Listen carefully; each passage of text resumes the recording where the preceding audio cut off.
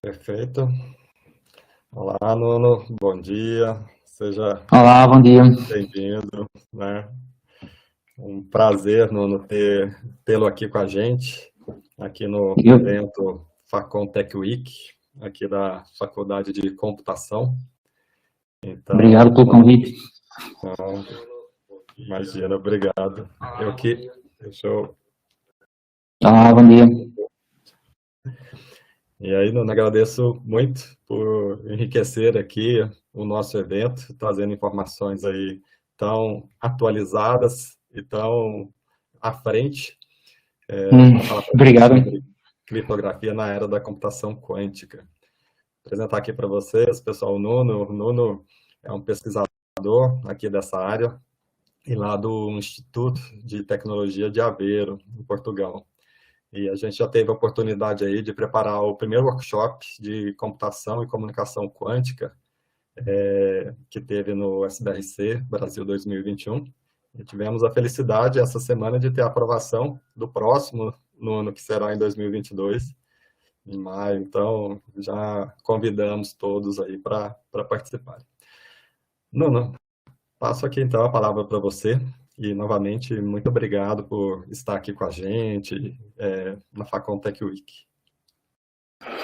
Ok, obrigado João, obrigado a Helene pelo convite efetuado. Para mim é um prazer estar a partilhar com vocês estes avanços nesta área tão desafiante que é a criptografia e a computação quântica.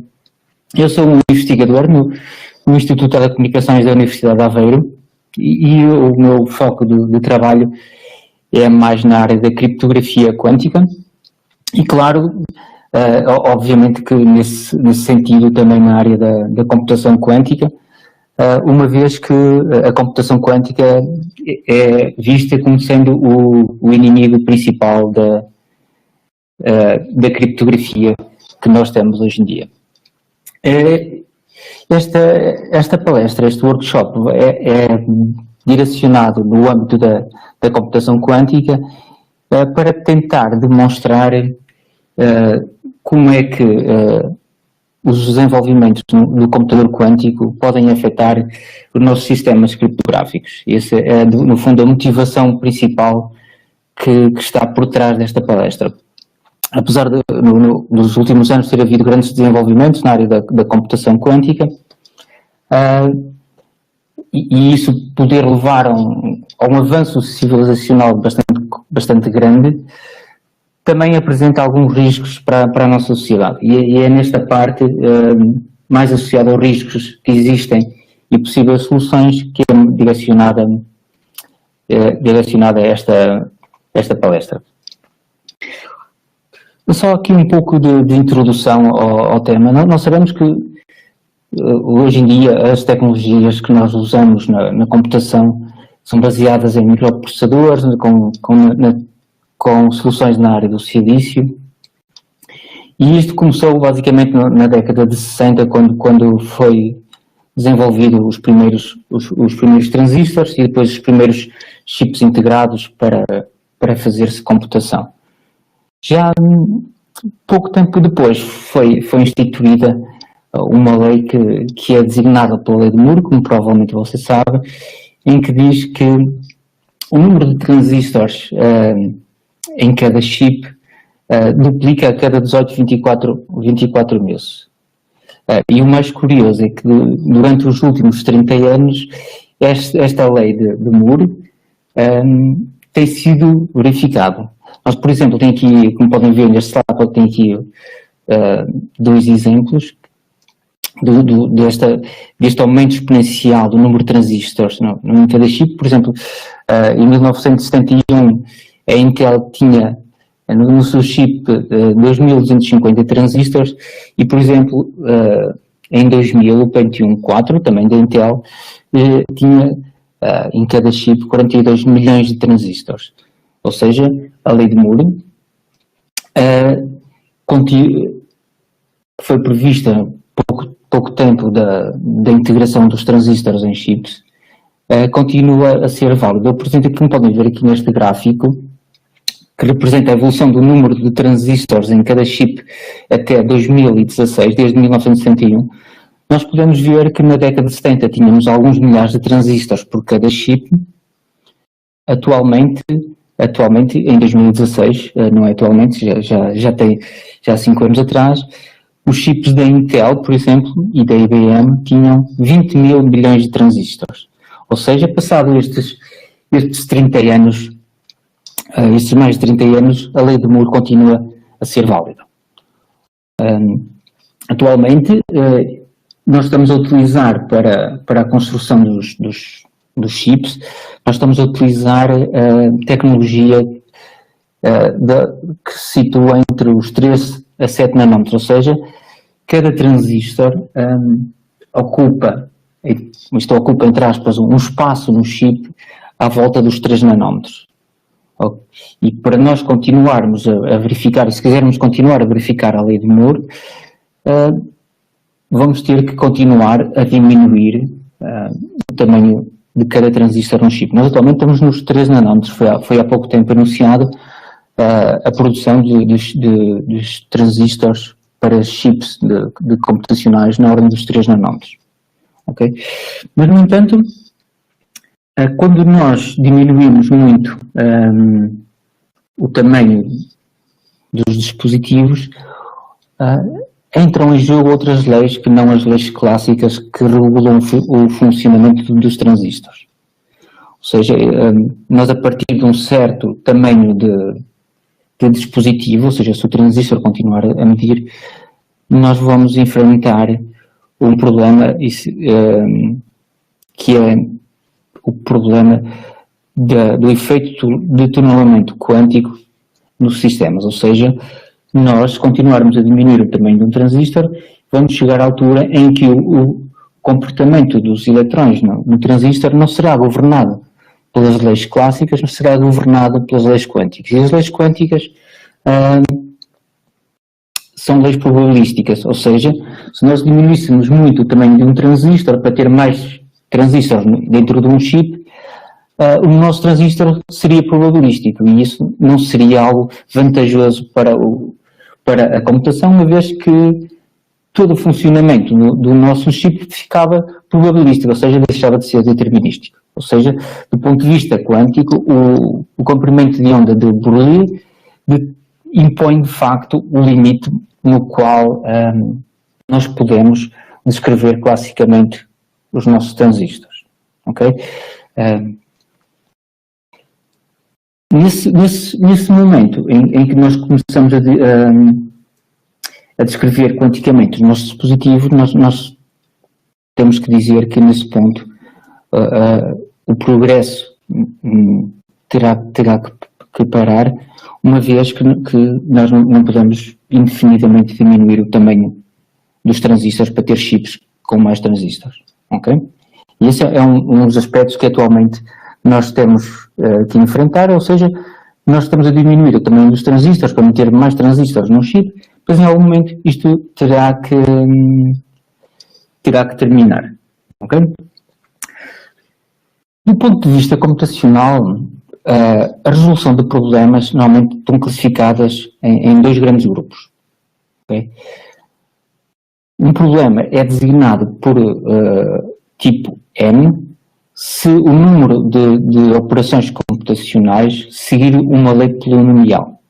Ou seja, isto significa que, mesmo que o problema seja complexo de resolver hoje em dia, de acordo com a lei de Moore, ele será um problema simples para resolver no futuro. Okay? E esses são o tipo de problemas com que a gente trabalha diariamente nos nossos computadores. Por outro lado, se a complexidade de resolução dos problemas aumentar de forma não polinomial, o problema é do tipo NP e, à partida, um computador clássico não tem vantagem na resolução desse problema. E isto mesmo que eu considere que no futuro possa ter um computador com um número absolutamente gigantesco de transistores no seu chip.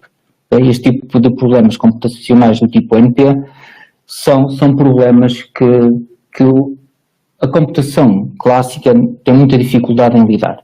Ou seja, isto significa que os computadores ditos convencionais, como os que nós temos e que estamos a fazer esta palestra, resolvem relativamente fácil problemas do tipo P, porque, mesmo que ele seja complicado, no futuro, com mais transistores e mais poder computacional, nós podemos resolver. Okay? Quando nós olhamos para um problema da classe do tipo NP, isso não sucede. Okay? Porquê? Porque normalmente são problemas em que a complexidade de resolver a sua solução aumenta exponencialmente. E aumentar exponencialmente, a lei de Moore não se irá aplicar. Um exemplo na área da criptografia de um problema do tipo NP é a fatorização de números muito grandes, como por exemplo usados no protocolo RSA. Mas à frente eu vou tentar explicar um pouco melhor o que é isto dos protocolos criptográficos, mas a fatorização de números muito grandes é um problema do tipo NP, ou seja, é um problema que é muito complexo de se resolver e nós não iremos conseguir fazer se não mudarmos o paradigma de computação. Há diversos problemas, e eu vou apresentar alguns deles, que são do tipo NP, que um computador clássico não irá conseguir resolver, e um computador quântico, à partida, irá fazer. A ideia é, então, arranjar uma forma computacional de transformar um problema do tipo NP num tipo de problema N. Ok? Ou seja, passar de um tempo que possa ser exponencial na resolução do problema para um tempo que seja polinomial. Ok? E é esse o princípio básico da computação quântica. A ideia de usar um computador quântico, um computador baseado nas leis da mecânica quântica, foi proposto pelo Feynman em 1922. Ok?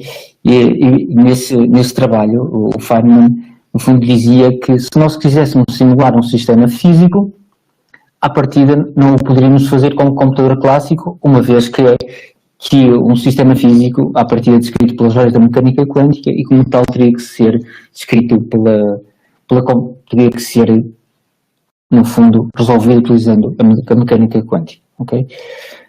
E ele também verificou que era mais simples resolver problemas num computador quântico do que num computador dito clássico. Okay? Ou seja, ele foi a primeira pessoa que propôs a ideia de se utilizar a computação quântica para resolver problemas muito complicados. Okay? Mais tarde, o David Deutsch propôs, no fundo, o que seria os princípios básicos de um computador quântico, ou seja, o que era uma máquina de Turing visto da mecânica quântica. Okay? Como é que ele poderia funcionar? Okay? E este foi também um trabalho bastante importante na área da computação quântica, porque no fundo ele introduziu a ideia de um computador quântico universal. Okay? Ou seja, a informação seria codificada não em termos de bits clássicos, mas em termos de estados quânticos. Okay? Nesse sentido, nós poderíamos aumentar exponencialmente o poder computacional para escalas bastante grandes. Okay? Era essa a ideia de se ter um computador quântico. O trabalho mais famoso na área da computação quântica foi proposto pelo Peter Shor em 1994 e foi importante porque foi a primeira vez em que se demonstrou que de facto havia um conjunto de problemas que poderiam ser resolvidos de forma muito mais rápida num computador quântico do que num computador clássico. No fundo, o algoritmo de Shor mostra que nós podemos transformar um problema do tipo NP, ou seja, a fatorização de números muito grandes, numa escala de tempo polinomial em vez de exponencial. E, nesse sentido, foi a primeira vez em que se mostrou de facto a utilidade do computador quântico em comparação com o uso de computadores clássicos. Ok?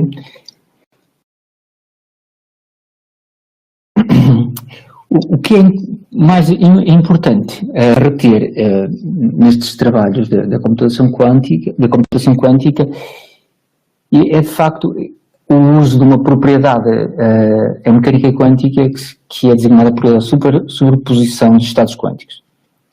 Okay?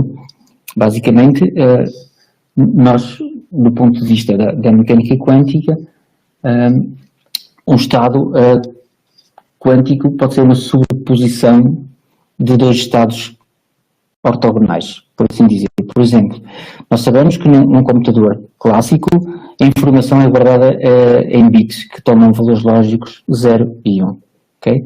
Do ponto de vista da computação quântica, nós não utilizamos este binário, por assim dizer, a informação é guardada em termos de bits quânticos ou qubits.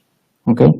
A diferença essencial entre um bit clássico e um bit quântico, ou seja, os qubits, basicamente reside no facto dos qubits poderem ser uma sobreposição entre estes dois estados ao mesmo tempo. Ou seja, um qubit quântico pode ser, num determinado instante de tempo, o bit 0 e o bit 1. Ok? Ao mesmo tempo. É um pouco diferente das leis da física clássica que governam o nosso sistema, mas do ponto de vista da mecânica quântica, um qubit é no fundo a sobreposição entre dois bits ou entre dois estados que representam uns bits, como por exemplo este estado que eu mostro aqui nesta primeira equação. Ou seja, o meu sistema passa a ser descrito por uma sobreposição entre dois estados 0 e 1, e cada um ocorre com uma determinada probabilidade, que são estes coeficientes C0 e C1. De referir que, por exemplo, se nós tivermos um C0 igual a 1, isto implica que o C1 seja nulo, e nós temos, por exemplo, o bit 0, ou o estado 0. Se por sua vez nós tivermos uma probabilidade 1 para este coeficiente C1, então o nosso estado quântico é absolutamente similar ao estado clássico representado pelo bit 1. Okay? No entanto, nós temos aqui que, de facto, há variedíssimas combinações possíveis para a sobreposição entre estes dois estados. Okay? Dependendo dos coeficientes que estão associados à probabilidade de cada um deles ocorrer. Okay? Nesse sentido, um qubit, no fundo, é a sobreposição entre dois estados designados por 0 e 1 ao mesmo tempo. Okay? Estes coeficientes de amplitude, no fundo, podem tomar diversos valores e dão-nos a indicação da probabilidade com que cada um deles vai ocorrer. Okay? É, portanto, para a computação que, de facto, estes dois estados, o 0 e o 1, sejam ortogonais entre si. Okay?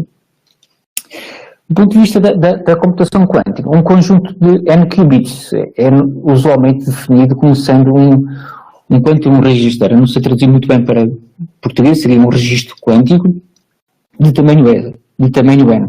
Okay? Se nós tivermos, por exemplo, um sistema com 2 qubits, a função de onda que descreve este estado do ponto de vista arbitrário tem esta quatro possível configuração. Okay? Pode ser o estado 00, o estado 01, 10 e 11. Ou seja, é uma combinação de 4 estados de sobreposição em que cada um deles ocorre de forma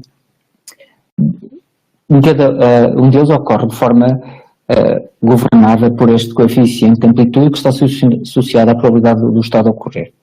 Okay? Nós podemos agora generalizar o nosso sistema para qualquer conjunto de n qubits, mas a função de onda que governa todo esse sistema vai se tornando cada vez maior. Por exemplo, para 3 qubits nós já temos aqui esta função de onda com estes coeficientes todos. Okay? Ou seja, do ponto de vista de comparação com a computação clássica, do ponto de vista dos qubits, à medida que aumentamos o número de qubits, mais coeficientes de amplitude nós vamos ter. Okay? Nesse sentido, se nós tivermos um registro quântico de n qubits, este vai ser descrito por uma função de onda 2 levantado a n, 2 levantado a n estados, e com amplitudes designadas por C e J, ou seja, nós temos n qubits e temos 2 levantado a n coeficientes. Ok? Isto indica que, claramente, que a quantidade de informação aumenta de forma exponencial com o aumento do registro quântico. Okay?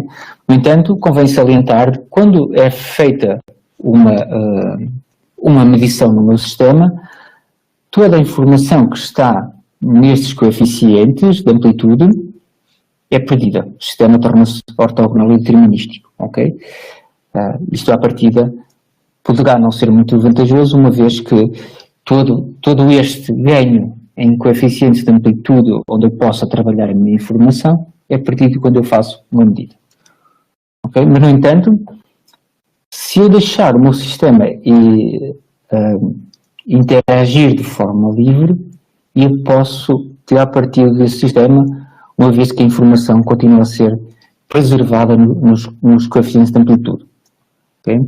E aí, esta liberdade que eu posso dar dos meus coeficientes de amplitude interagirem, ou seja, nós podemos, no fundo, colocar a informação neste sistema, neste conjunto de coeficientes de amplitude, se eu manipular isso, de alguma forma esses coeficientes de amplitude e deixá-los interagir entre eles de forma livre, ok? O que eu estou a fazer eu estou a ter um conjunto elevadíssimo de paralelização de computação. Ou seja, no fundo, o computador quântico é uma forma massiva de paralisar a informação que eu quero processar. Isto pode também ser visto do ponto de vista clássico com atualmente os sistemas que existem baseados, por exemplo, em FPGAs, em que são sistemas muito rápidos porque conseguem paralisar a informação. Aqui na computação quântica, esta paralisação é de forma massiva porque o número de coeficientes que eu posso paralisar basicamente são 2 elevado a n. Okay? Ou seja, é um número bastante elevado para poucos qubits. Okay? Como é que funciona um computador quântico? O computador quântico funciona de uma forma simples, teoricamente, experimentalmente é algo bastante mais complexo. Esta figura representa basicamente o funcionamento do computador quântico. O computador quântico, no fundo, é descrito por esta figura. Okay? No fundo, é preciso preparar os estados, é preciso fazer uma preparação prévia dos estados quânticos, ok? Depois, e essa preparação leva a um conjunto de qubits, ok? Esses qubits são enviados para algo de processamento lógico. À saída, eu vou ter os qubits num outro estado, dependendo da interação que é feita neste Quantum Logic Circuit. Eu efetuo medições nestes qubits de saída e obtenho o meu resultado. Okay? O computador quântico funciona de forma deste género. De referir que o output é um conjunto de bits clássicos. E como eu vos tinha dito, quando nós fazemos uma medição do sistema quântico, essa medição torna-se determinística, ou seja, eu perco a informação toda dos coeficientes de amplitude da minha função de onda, uma vez que o que eu meço é o módulo ao quadrado dos coeficientes de amplitude, ou seja, à partida dá a ideia que eu não ganhei grande coisa em ter um computador quântico, exceto se eu conseguir manipular todos os coeficientes de amplitude no meu circuito lógico quântico. Ou seja, nesse sentido, o core, a parte mais importante do computador quântico não é a preparação dos estados quânticos em qubits, não é a sua medição, mas é sim o circuito lógico quântico que vai efetuar operações nos coeficientes de amplitude. Para tal, nós vamos precisar de definir um conjunto de gates, neste caso de gates quânticas, tal como fazemos no caso da computação clássica, em que utilizamos um conjunto de gates clássicas e as tabelas de verdade que exemplificam o funcionamento dessas gates. No computador quântico nós temos gates quânticas e, no fundo, as gates quânticas são divididas em dois grandes grupos. As gates de qubit único, ok? E as gates de 2 qubits. As gates de bit único, no fundo, efetuam uma operação simples nos qubits de entrada. Okay? Vamos assumir que temos um qubit à entrada da gate e à saída desta gate temos um outro qubit, designado por Q'. Okay? Se nós escrevermos isto em termos de função de onda, se nós tivermos esta função à entrada da minha gate neste sistema simples, à saída vamos ter algo deste género. Qual foi o único parâmetro que foi alterado? Foi os coeficientes de amplitude. Ou seja, os estados em si, okay, mantêm-se constantes, estão relacionados com os estados de entrada. Nós manipulamos apenas, estas gates manipulam apenas os coeficientes de amplitude. Okay? Existem basicamente, os mais importantes, existem outras, mas os mais importantes são gates de qubit únicos, são as gates designadas por NOT gate, uma gate de negação, a gate Z e a gate de Hadamard. Okay? Estas são as três gates que vocês encontram de bit único essenciais quando utilizam, por exemplo, o computador quântico da IBM e querem fazer operações. Okay? A gate NOT, no fundo, troca simplesmente o coeficiente de amplitude da minha função de onda. Ou seja, se eu tinha estes dois coeficientes à entrada, faço evoluir pela minha gate de bit único e à saída tenho os coeficientes de amplitude trocados. Esta é uma gate NOT. Okay? Uma gate do tipo Z troca o sinal do qubit no estado 1, deixando o qubit do estado 0 sem alteração. Como podem ver, no fundo, esta gate é descrita por esta matriz e o que acontece é que esta gate, quando implementada num computador quântico, faz com que o bit associado ao coeficiente C1 seja trocado. Uma das gates mais importantes e que surgem em muitas implementações no computador quântico é a gate Hadamard. Esta gate transforma um estado do tipo C0, C1 num estado de sobreposição. Essa gate é descrita por esta matriz e, como podem ver, quando aplicada à nossa função de onda, ela cria um estado de sobreposição. Esta gate é muito importante porque é essencial quando nós quisermos criar estados de entrelaçamento num computador quântico. Existem outras gates que estão disponíveis para implementação, que é a gate que adiciona um shift na fase do estado à entrada, que é designada por phase shift gated, e esta gate, no fundo, adiciona uma fase que nós quisermos adicionar ao nosso estado. E, no fundo, também existe a gate Y, que também é bastante utilizada em computação quântica, que, no fundo, faz um phase shift reverse de π meios nos coeficientes C0. Okay? Como eu vos tinha referido, um outro conjunto de gates quânticas que nós temos e são essenciais em computação quântica são as gates de 2 qubits. Okay? Neste tipo de gates, estas gates de 2 qubits, um dos qubits é designado como qubit de controlo e o outro é designado por o qubit target, ou seja, a alteração que é feita no qubit no qubit target depende do valor que nós temos no qubit de entrada. Okay? Uma das gates de 2 qubits mais importantes é designada pelo C-NOT gate, em que o C designa é a gate não controlada, por assim dizer. Okay? E esta gate é aqui representada por este esquema, okay? Em que temos 2 qubits, um qubit é de controlo, que o seu estado é mantido durante a sua passagem pela gate, e o qubit target, este Q2, no fundo vai sofrer alteração. E esta alteração que ele vai sofrer depende deste qubit de controle. Okay? Neste lado direito, temos aqui o símbolo que normalmente é usado para representar esta gate. As gates quânticas têm sim símbolos um pouco estranhos, mas se vocês procurarem, por exemplo, no manual do Qiskit, vão encontrar muitas vezes símbolos deste género para representar as gates. Eu depois à frente tenho aqui um slide acerca do ambiente de programação do computador quântico na IBM. O que é que acontece nesta gate? Se o qubit de controle for 0, okay, o qubit target não sofre nenhuma alteração. Mantém-se exatamente igual. Podem ver. Okay?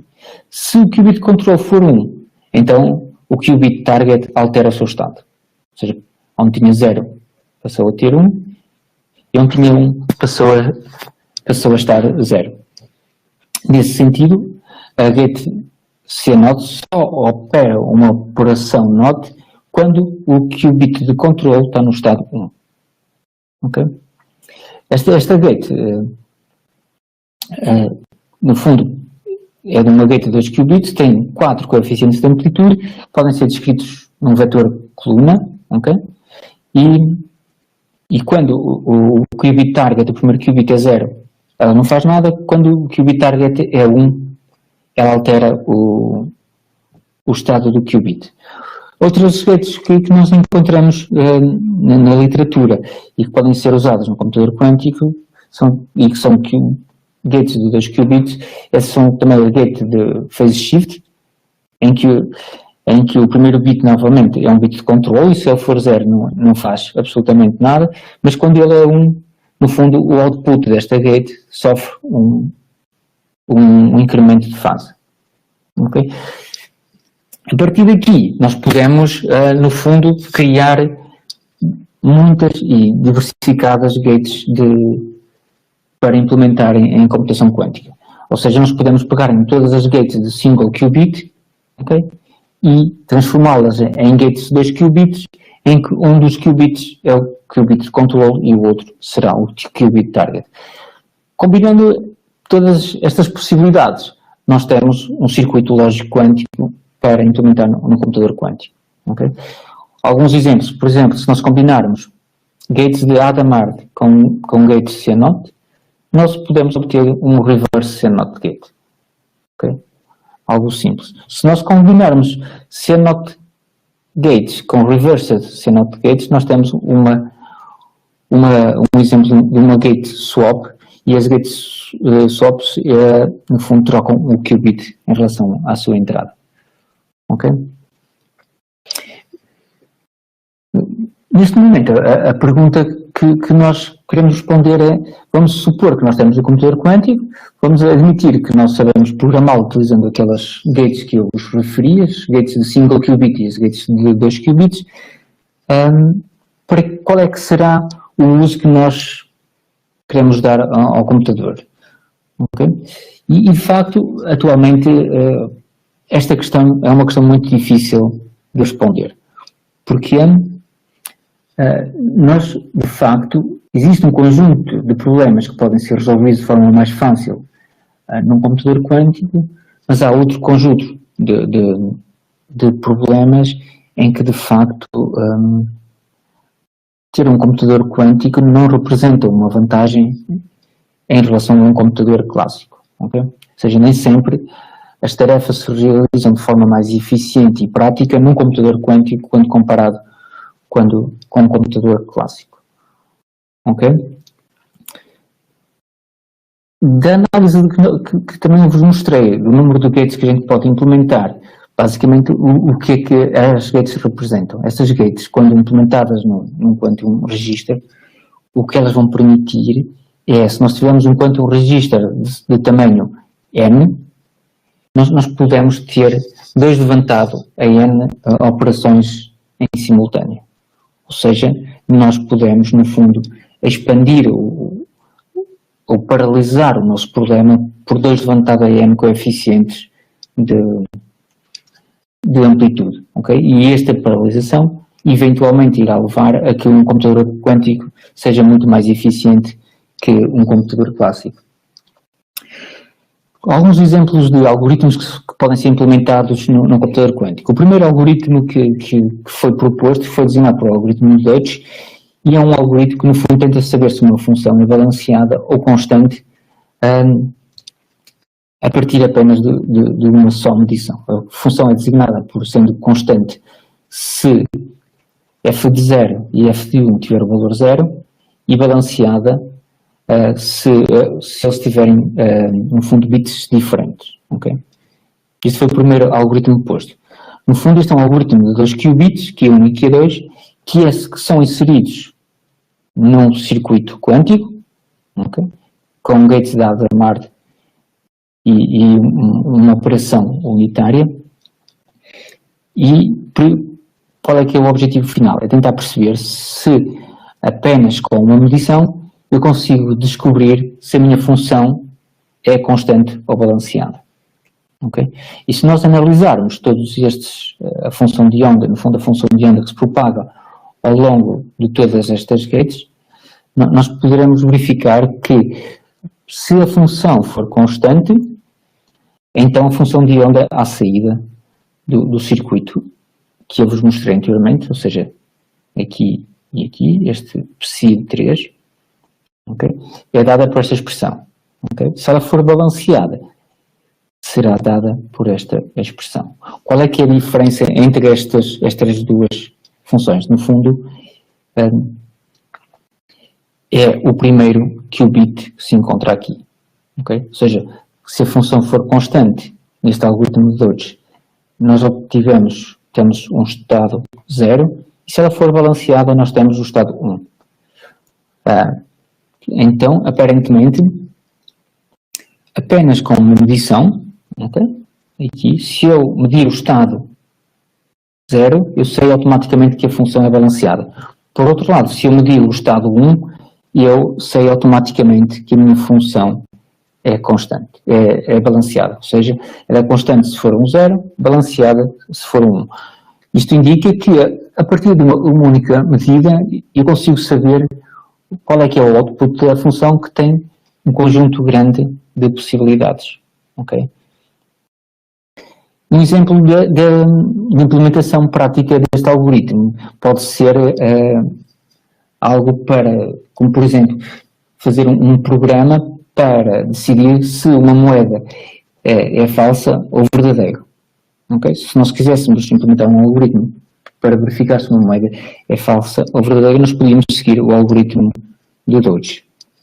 Qual é que seria a grande vantagem do computador quântico em comparação ao clássico?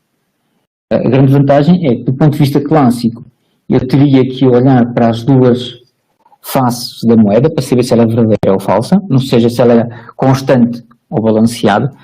No entanto, no computador quântico, eu precisaria apenas de fazer uma medição. Okay? Como eu vos mostrei, a partir apenas de uma medição, consigo saber se a minha função era constante ou clássica. Isto porquê? Porque, à partida, o computador quântico olha para a minha moeda como sendo verdadeira e falsa em simultâneo. Okay? Enquanto um computador clássico olha para a moeda como sendo verdadeira ou falsa. Ou seja, tenho sempre duas operações para efetuar. No computador quântico, eu teria apenas uma função para efetuar, uma vez que eu parti do princípio que a minha moeda era falsa e verdadeira em simultâneo. Ou seja, este é um algoritmo simples que permite verificar que há, em algumas situações, em que o computador quântico traz vantagens em relação ao computador clássico. Outra classe de problemas onde nós poderemos encontrar algumas vantagens é na área da química. Okay? Há determinados problemas que, de facto, nós, mesmo que utilizássemos todos os recursos na Terra para criar um computador clássico, não iríamos conseguir resolver. Okay? Eu apresento aqui uma possível aplicação de computador quântico que era, imagina que vocês queriam simular uma molécula que contém 50 átomos. Queriam simular o comportamento de uma molécula com 50 átomos. Okay? Se vocês quisessem simular esta molécula num computador clássico, vocês iriam precisar de um conjunto de bits absolutamente gigantescos para para simular esta molécula. Teríamos a falar de termos um computador clássico com 10 elevado a 15 bits de memória. Okay? Isto é uma molécula relativamente pequena, contém 50 átomos. As moléculas normalmente têm muito mais de 50 átomos. Agora, se nós fizéssemos o mesmo exercício com um computador quântico, nós precisaríamos apenas de 50 qubits para simular o comportamento de uma molécula com 50 átomos, ok? Como vocês devem ter reparado, a IBM, por exemplo, lançou recentemente um processador quântico com 127 qubits. Okay? Se nós quiséssemos simular um comportamento de uma molécula com 50 átomos, utilizando 50 qubits, já seria possível de efetuar num computador quântico. Okay?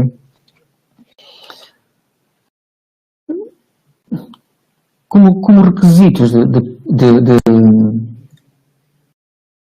necessários a preencher para termos um computador quântico prático e funcional, David DiVincenzo, no fundo, estabeleceu quais é que seriam os 5 principais requisitos do ponto de vista físico. Okay?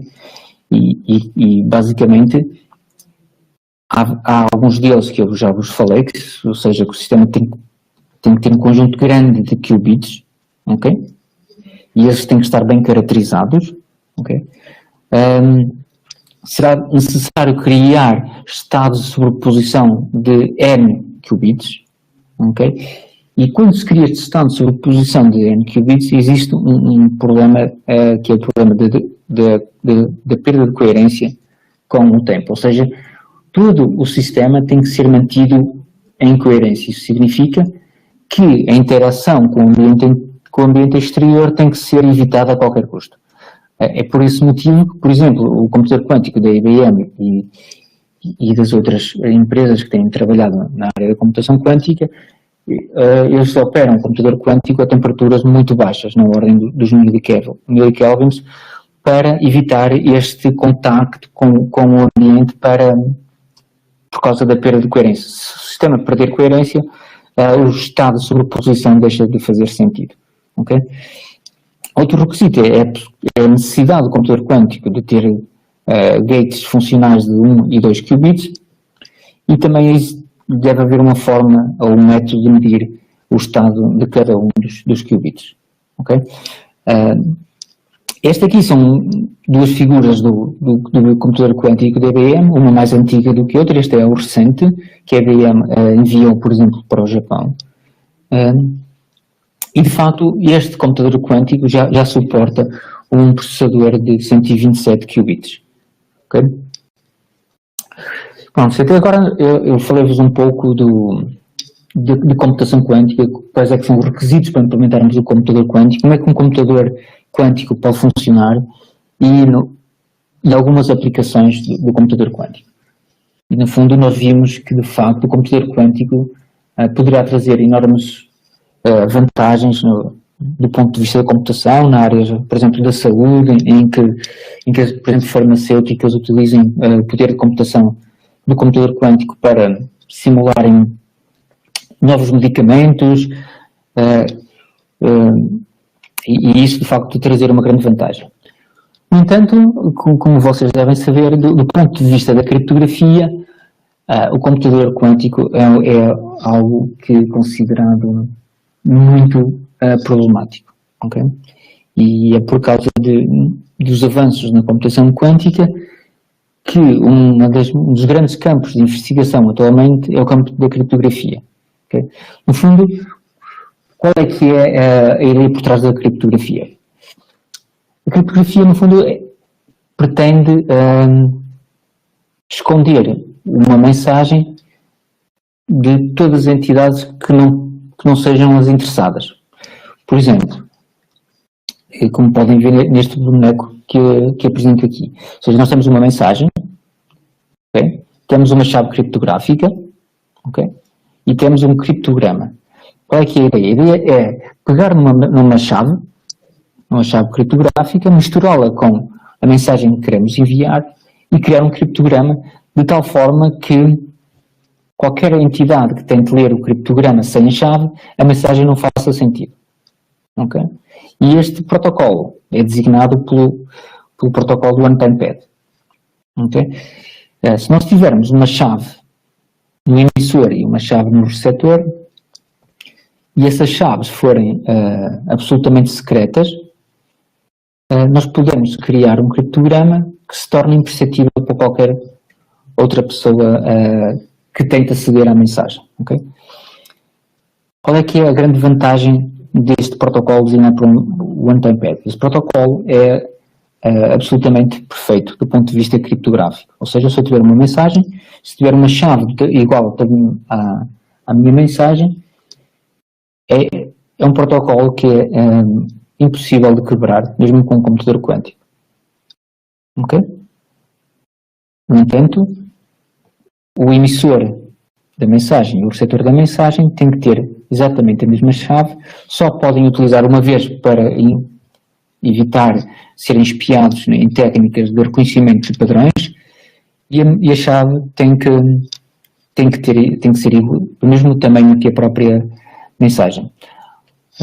Isto, claro, traz um problema grave, que é como é que eu distribuo a chave entre estes dois intervenientes se eles estiverem a grandes distâncias. Ou seja, este protocolo, o One-Time Pad, permite criar comunicação absolutamente segura, okay, desde que eu consiga distribuir chaves de igual tamanho à mensagem entre os dois intervenientes. Ou seja, se nós tivermos aqui dois intervenientes, nós precisamos de distribuir a chave. Por exemplo, nesta nossa videoconferência, se nós quiséssemos encriptar esta videoconferência, precisávamos estar constantemente a gerar chaves e a distribuí-las entre os servidores com um tamanho igual às mensagens que estamos a transmitir. Ou seja, isso é absolutamente impossível de se fazer. Ok? E este é um dos grandes problemas deste protocolo One-Time-Pad. Por outro lado, este protocolo consegue-se provar que é absolutamente seguro, independentemente do computador computacional. Ok? E isto foi provado pelo Shannon neste trabalho que ele publicou em 1948 acerca da segurança do One-Time-Pad. Ok? Como não é possível distribuir chaves entre dois utilizadores a grande distância, a maior parte dos nossos sistemas públicos, ou todos os sistemas públicos atualmente em uso, utilizam um algoritmo de criptografia designado pelo RSA. O RSA, no fundo, significa, as letras dos três inventores deste protocolo de encriptação. Ou seja, se nós quisermos, como nós fazemos distribuição de chaves criptográficas para termos comunicações seguras, nós utilizamos este protocolo RSA. Por exemplo, quando vocês tentam aceder à vossa conta bancária, vocês estão a utilizar criptografia de chave pública e em algum momento dessa criptografia de chave pública estão a utilizar este protocolo. Okay? Qualquer coisa que vocês façam criptográfica utiliza o RSA. Okay? Mesmo que seja num passo muito preliminar do vosso sistema de criptográfico.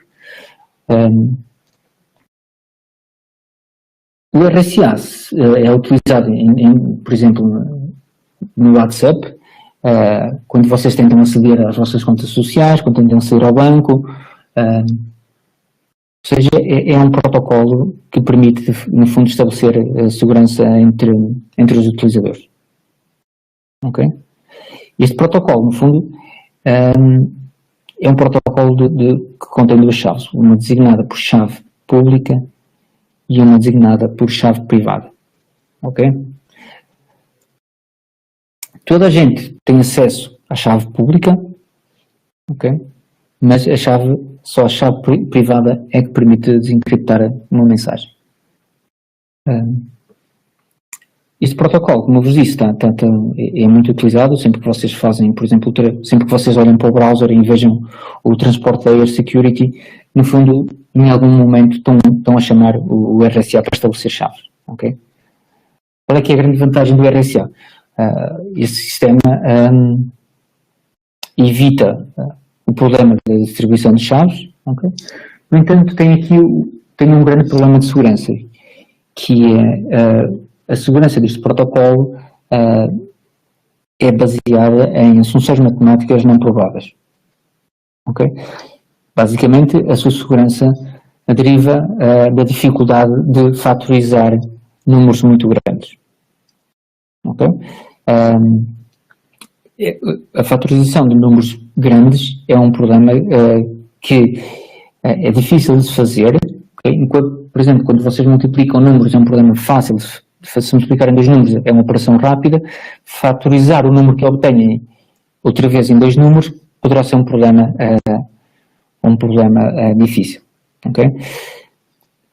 No entanto, se de alguma forma for possível quebrar a segurança deste protocolo, tudo o que nós fazemos online deixará de ser seguro e privado e passará a estar público. Okay? E esse é um grande problema que nós enfrentamos atualmente com o computador quântico. Ou seja, nós utilizamos protocolos públicos, como o RSA e outros, para gerir, por exemplo, as nossas infraestruturas de telecomunicações, para gerir a nossa infraestrutura de água, para gerir a infraestrutura de rede elétrica, para acedermos às nossas contas bancárias, às nossas redes sociais. Okay? Mas todos estes protocolos de chave pública, estes protocolos assimétricos, atualmente encontram o grande inimigo na computação quântica. Okay? E se estes protocolos forem violados, tudo o que é comunicação segura e privada irá basicamente tornar-se pública. O problema é mais grave porque nós, na realidade, podemos guardar toda a informação que circula na internet, toda a informação que atualmente está cifrada, e mais tarde, quando tivermos acesso a um computador quântico, podemos tentar quebrar toda essa informação segura e privada. E há informação em que o seu prazo de validade poderá ultrapassar os 100 anos, tal como acontece, por exemplo, com os nossos dados, os nossos registros médicos, ou os segredos que os governos e a parte militar têm. Okay? Ou seja, de facto, esta parte da criptografia de chave pública é um problema muito sério. Okay? Como é que funciona, por exemplo, o RSA? Basicamente, o RSA começa pelo Bob, que no fundo é o receptor da mensagem, e escolhe dois números primos, grandes, okay? P e Q, e multiplica-os, ou seja, é uma operação muito simples. Tem dois números primos, P e Q, multiplica-se, tem um número N. Okay? E também escolhe um número qualquer, que seja menor do que N, o número que ele obteve, e menor do que 3. E de tal forma que E e N não tenham nenhum fator em comum. A partir daí, ele calcula D a partir desta expressão, que tem uma operação muito simples, em que este LMC é o Last Common Multiple, ou seja, o inteiro positivo, o menor inteiro positivo que é divisível por P-1 e Q-1, ok? É uma operação bastante simples de fazer. Depois disto está feito, o Bob descarta os números primos P e Q e publica para toda a gente ver, é uma chave pública, este par é N. Okay? Isto, toda a gente que está no canal de comunicação tem acesso. O E, que ele escolheu, okay? E o N, que é o resultado desta multiplicação. No entanto, ele mantém secreto este par. D, que ele calculou desta forma, okay? E o N. Okay? D é a sua chave, no fundo, privada.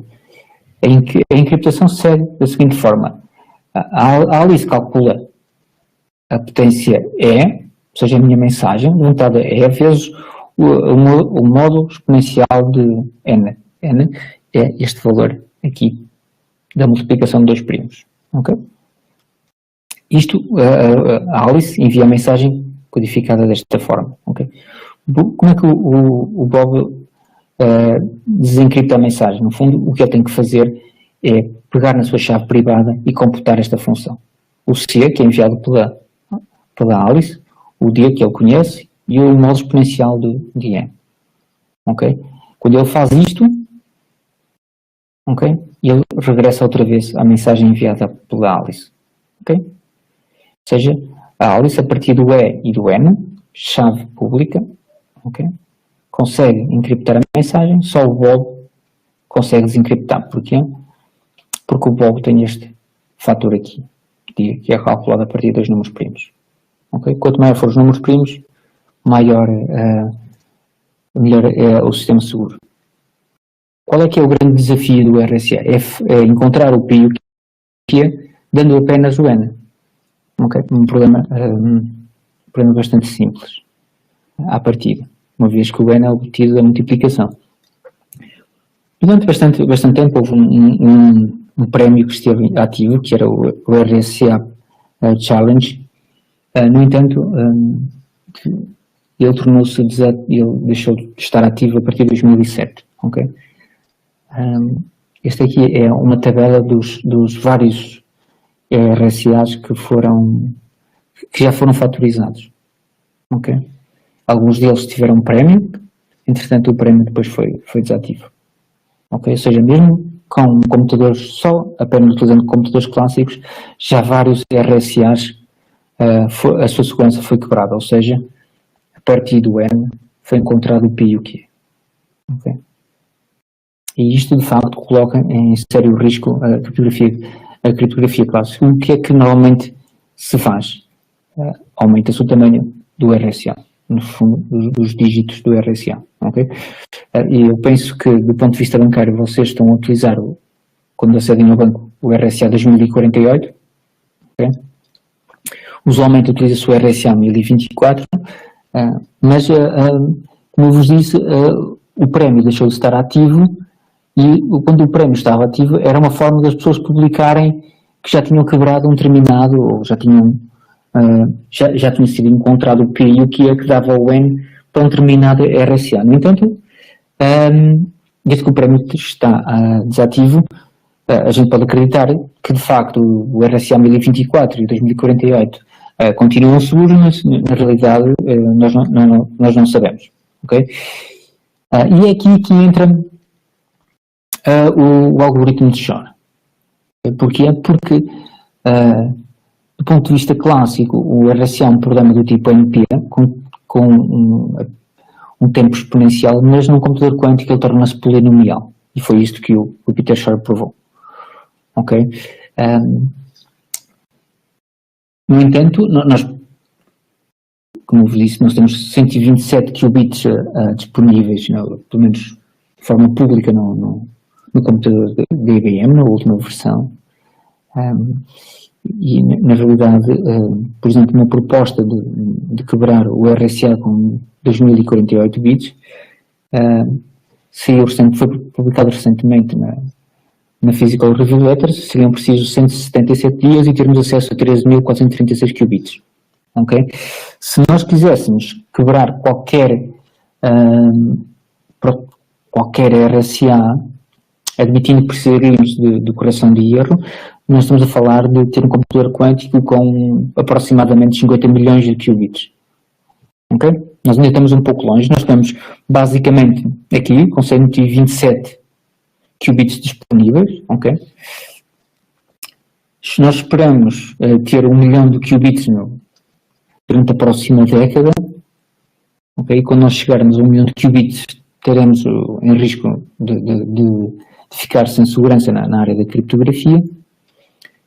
No entanto, para já continuamos, pelo menos, salvos hoje em dia. Atualmente, o maior número que foi fatorizado em 2 primos que eu conheço, foi o número 21. Ok? Utilizando o computador quântico da IBM com 5 qubits. Okay? Quando se tenta fatorizar o 35 não foi possível porque eram necessários qubits extra para fazer a correção de erros no algoritmo implementado. Okay? Então, como eu vos disse, nós atualmente estamos a utilizar, por exemplo, o RSA 1024, okay? Tem 1024 digital bits, ou seja, é algo bastante grande. Okay? Uma chave RSA com 2048 bits é algo deste género. Que nós fatorizamos no computador quântico o número 21, para quebrar a segurança do RSA 2048, temos que fatorizar este número absolutamente gigantesco em 2 primos. Okay? Nesse sentido, digamos que nós estamos bastante longe disso acontecer. No entanto, não podemos esperar pelo dia em que vamos ter um computador quântico completamente funcional para pensarmos em soluções criptográficas para resolver o problema. Okay? Este é o exemplo que foi implementado no computador quântico da IBM, com 5 qubits, 1, 2, 3, 4, 5, ok? Isto é basicamente a implementação do algoritmo de Shor com um conjunto de gates em 5 qubits. Esta parte aqui é designada por o algoritmo que efetua a transformada de Fourier quântica. Okay? E no fundo, como vocês podem ver, a implementação deste algoritmo num computador quântico, o algoritmo de Shor, basicamente necessita de gates de Hadamard, gates NOT, reversa de C-NOT, ok? E a gate X, a gate, e outros gates de 1 e 2 qubits. Okay? No entanto, como eu vos disse, para termos algo funcional, nós precisaríamos de aproximadamente 50 milhões de qubits para implementar este protocolo para, no fundo, quebrar qualquer RSA. Okay?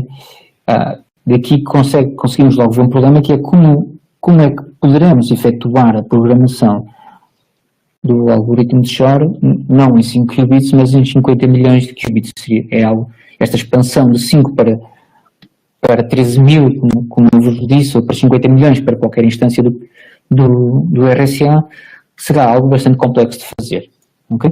Como é que, assim, resumidamente, funciona o algoritmo de Shor? No fundo, o algoritmo de Shor quer encontrar no computador quântico, quer encontrar os fatores do número primo n. Okay? Este número primo n era a multiplicação de dois números primos. Okay? Como é que isso se faz? No fundo, queremos encontrar, para que nós resolvemos este problema, temos que encontrar o menor positivo inteiro, R, okay? De tal forma que o A levantado a R modular de n seja igual a 1. Okay? Onde este A, no fundo, é um inteiro menor do que n, okay? Escolhido de forma aleatória. Okay? É este o problema que é resolvido no computador quântico. É simplesmente encontrar este R de forma a verificar esta igualdade aqui. Okay? Todas as outras operações são feitas no computador clássico. Okay? Encontrar este R, no fundo, é como encontrar o período de uma função. Por isso é que uma das partes do algoritmo de Shor, no fundo, utiliza aqui uma transformada de Fourier. Tudo o resto é feito no computador clássico. Okay? Na parte clássica, basicamente, nós temos que encontrar o maior divisor comum, okay, entre A levantado a R sobre 2 mais 1, n, okay, e A levantado a R sobre 2 menos 1, n. Okay? E isto é uma operação muito simples de fazer num computador clássico. Por exemplo, para n igual a 21, escolhendo o A igual a 4, nós obtemos um R igual a 3, e então temos o maior divisor comum de 9,21 igual a 3 e 7,21 igual a 7. Ou seja, nós fatorizamos o número 21 em 2 primos. Okay? E é esta parte que ocorre no computador clássico. Se eu souber o R, okay, e eu consigo quebrar o protocolo RSA. Okay? Esta é a forma como aparece no Qiskit, no computador quântico da IBM, okay? Com as várias gates, os vários qubits, várias gates, e eu programo o computador trazendo as gates para o meu circuito de programação. Ou seja, esta parte aqui é designada pelo register, esta parte é a parte de medição, e aqui é os qubits de entrada. Os qubits vão evoluir da esquerda para a direita, passando pelas várias gates quânticas. Okay? Mas, do ponto de vista mais fundamental, não é apenas o protocolo RSA que está em risco, do ponto de vista criptográfico. Por exemplo, protocolos de assinaturas digitais, okay, também são suscetíveis ao ataque pelo algoritmo de Shor. Okay? A encriptação de dados, utilizando o DASH ou AES, podem ser atacados com o computador quântico utilizando o algoritmo de Groover. Neste caso do AES, depende da configuração em que ele for. Se ele utilizar o RSA num passo prévio, significa que, a partir eu posso também atacar o AES. Okay? Os protocolos de autenticação, baseados no endereço MAC ou AED, podem ser também atacados utilizando um outro algoritmo quântico designado por algoritmo de Simon. ok? Ou seja, do ponto de vista criptográfico, de facto, é provável que o computador quântico seja o grande inimigo da computação. Então, e isso é, no fundo, o meu estudo, que é, nós temos que nos mover para algoritmos que sejam resistentes contra ataques de computadores quânticos, ok? Ou seja, nós temos que arranjar forma, atualmente, de nos proteger do futuro desenvolvimento do computador quântico. E para isso nós precisamos de novos protocolos, novas primitivas que nos permitam transferir informação de forma segura entre vários sítios, ok? Existem já várias soluções, existe a geração de números quânticos aleatórios, ok? Ou seja, que permite gerar chaves a partir de fontes com entropia muito elevada, ok? Tornando essas chaves muito mais robustas. Existe o sistema de distribuição de chave quântica, ok? Permite a distribuição de chaves simétricas, no fundo, seguindo o mesmo esquema do one-time pad, ok? Existem outras primitivas como compromisso de bit quântico, ok? Ou seja, que permite que dois intervenientes se comprometam num bit numa determinada decisão tomada. E existem também primitivas criptográficas designadas por transferência oblívia quântica, okay? Que é uma primitiva muito robusta para implementar sistemas criptográficos onde a privacidade seja o requisito principal. Okay? Isto através de aplicações baseadas em computação segura e multi-agente. Okay? E, no fundo, estes quatro pontos, quando combinados com outros protocolos criptográficos, acreditamos que, no fundo, irão resistir à presença de um computador quântico. Okay? Este é o grupo de investigação onde eu trabalho, que é coordenado pelo professor Armando Pinto, e esses são os vários alunos que nós temos a trabalhar, alunos de doutoramento, mestrado, outros investigadores, meus colegas, que trabalham também neste grupo, e estas são basicamente as referências que eu usei para vos dar esta palestra, e da minha parte é tudo. Fico apenas a aguardar alguma questão e agradeço o facto de me terem convidado e ter dado a oportunidade de preparar e fazer esta palestra. Obrigado. Obrigado, Nuno. A gente que agradece aí as suas contribuições, né, as informações aqui tão atualizadas e importantes aqui para o futuro. Tem aqui algumas perguntas, Nuno, então, algumas perguntas aqui gerais, e também sobre a área de criptografia, de segurança. Vou começar aqui com uma da Elaine. A Elaine pergunta que a pesquisa em computação quântica tem avançado nos últimos anos, e como que esses conceitos têm chegado aos alunos dos cursos de graduação aí em Portugal. Você já tem cadeiras, já tem disciplinas sobre esse assunto nos cursos de, por exemplo, de engenharia, de computação? Nós não temos aqui na Universidade de Aveiro, infelizmente ainda não temos muitas disciplinas de computação quântica. Há uma disciplina na qual eu participo com o professor Armando Pinto, que é uma disciplina de tecnologias quânticas, mas é apenas uma parte da disciplina. Infelizmente ainda não conseguimos introduzir no nosso curso de engenharia esta componente da computação quântica. Mas eu acho que é uma falha bastante grande. Eu acho que a Universidade irá tentar resolver nos próximos anos, porque, como eu vos tentei mostrar, de facto o desenvolvimento na computação quântica é um desenvolvimento muito rápido, e está a acontecer de forma muito célere. E de facto nós temos que preparar, ou deveríamos estar a preparar os nossos alunos para que encontrem no futuro e que tenham as ferramentas necessárias para esta área que está a ser desenvolvida. Por exemplo, nós temos várias empresas a trabalhar na área da computação quântica, normalmente eu tento seguir mais a IBM porque tem informação disponível de forma livre, mas há várias empresas, existem empresas na China a trabalhar na área da computação quântica, existem empresas nos Estados Unidos, a Google, a Intel, e de facto nós aqui em Aveiro não estamos a preparar ainda os alunos com a formação necessária para abordar esta questão. Perfeito, ótimo. Obrigado aí. E uma outra questão aqui, Nuno, vem muito aqui dessa parte de criptografia que você falou de tentar, assim, deixar os sistemas atuais ali mais seguros, mais robustos para esse risco que você detalhou bem. Então, alguns têm chamado ali de criptografia pós-quântica, dado esse nome, esse termo.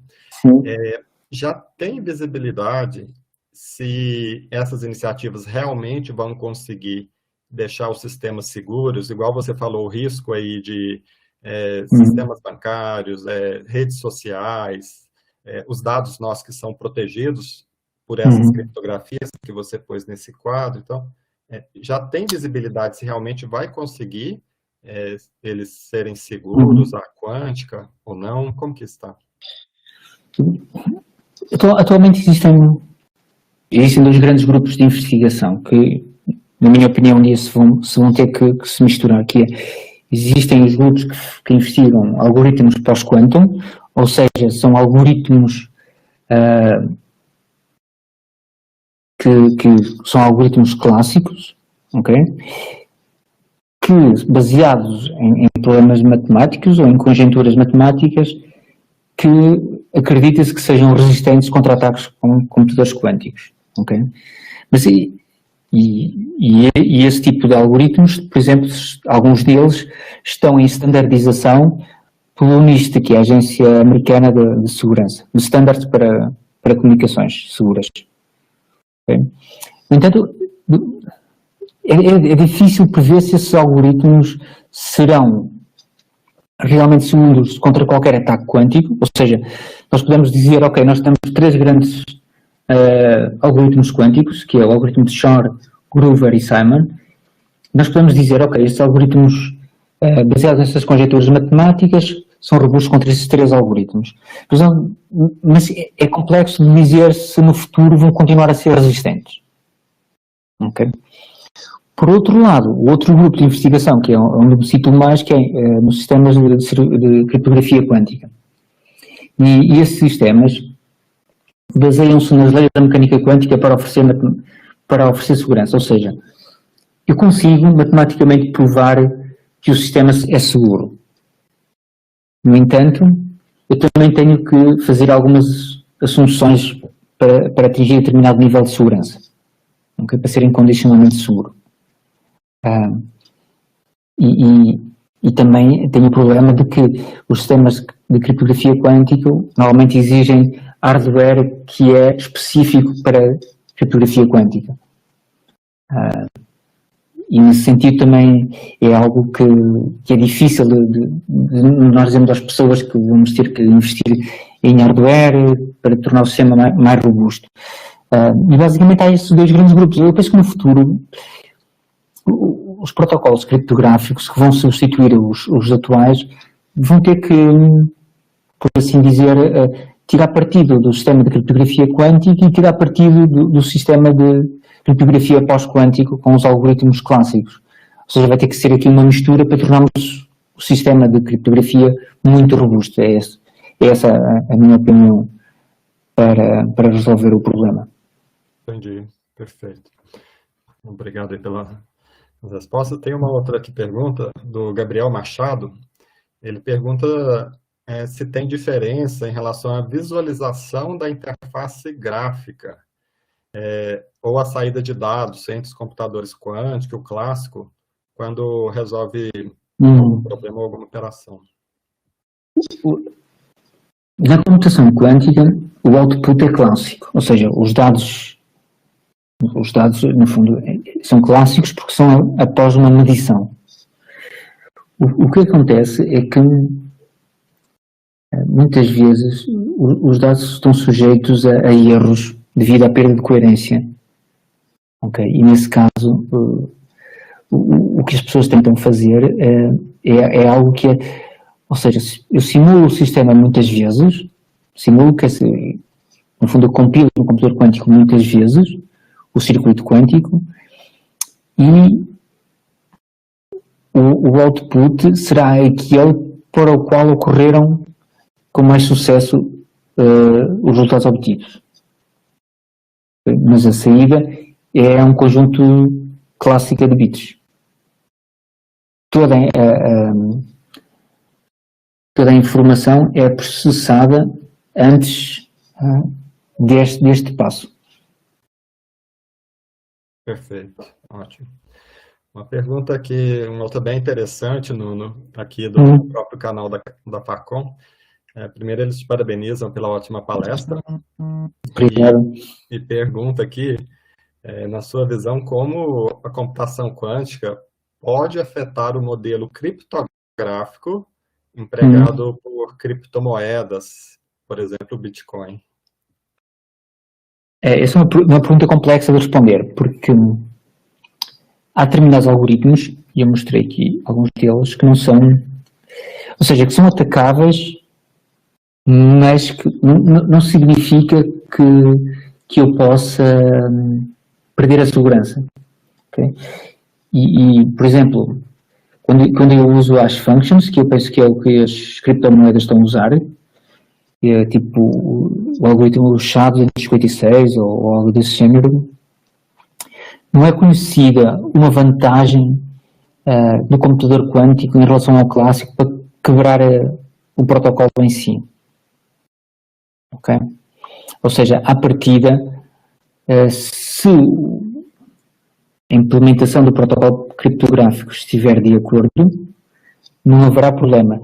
O problema que surge, usualmente, é num passo prévio. Por exemplo, nós, quando tentamos partilhar uma chave criptográfica, nós temos que partilhar qualquer coisa antes. Não? Ou seja, nós não podemos crescer a informação a partir do nada, nós temos que ter um passo inicial em que qualquer coisa é partilhada. Muitas vezes, essa qualquer coisa que a gente partilha para iniciar todo o processo é o protocolo, por exemplo, o RSA. Ok? E nesse sentido, se o protocolo RSA for atacável ou for atacado, é difícil responder se os protocolos criptográficos a seguir vão ou não também eles serem partidos. A sua segurança vai ser quebrada. Se for quebrada, então tudo isso pode ser revertível no futuro. Ok? Se não, à partida, protocolos como as hash functions manterão-se robustas na presença do computador quântico. Pelo menos, como eu disse, utilizando estes algoritmos que a gente já sabe que existem. Mas as pessoas vão propondo novos algoritmos e aí poderemos ter o problema em aberto novamente. Perfeito. Nuno, eu tenho várias perguntas aqui, mas eu vou encerrar com uma delas por causa do horário, tá? Ok. Também passei um bocadinho da hora, peço desculpa. Não, imagina, mas é bom porque o assunto gerou bastante, diríamos, interesse, e aí muita, eu diria, um estímulo, instigação aqui sobre essa área, isso é muito bom. Nuno, você falou a questão lá de, por exemplo, quando faz a análise de moléculas, por exemplo, moléculas, essa é uma área que a computação quântica é bastante eficiente comparada à clássica, né? Sim. E aí tem algumas informações, alguns centros de pesquisa que estão dizendo que isso pode gerar uma nova indústria, assim, uma química, uma nova geração de engenharia química e uma nova geração da indústria farmacêutica, e que isso pode trazer muitos benefícios. E a gente vê alguns movimentos, por exemplo, do Google, comprando Big Pharma, comprando indústria farmacêutica. Qual que é esse cenário? Tem esse potencial realmente de futuro? Isso pode trazer grandes benefícios para a humanidade? Sim, de facto, na área dos medicamentos, nós poderemos, de facto, tirar o melhor proveito da computação quântica. nós já durante, ao longo dos anos, a gente vem ouvindo falar do medicamento indicado para aquela pessoa, ou seja, aquela medicina mais particular. E isso, de facto, pode ser vantajoso, a computação quântica pode ser vantajosa. Por outro lado, também desenvolver novos medicamentos contra doenças que atualmente existem, ou seja, nós temos agora este impacto grande do Covid, em que fomos apanhados, no fundo, sem nenhum medicamento disponível no mercado. Nestas áreas de obter medicamentos, ou medicamentos, no fundo, é uma molécula capaz de inibir a propagação do vírus, de uma bactéria. Aí poderemos, de facto, a computação quântica pode realmente ser uma grande vantagem. No entanto, é difícil, porque programar o computador quântico não é uma tarefa simples.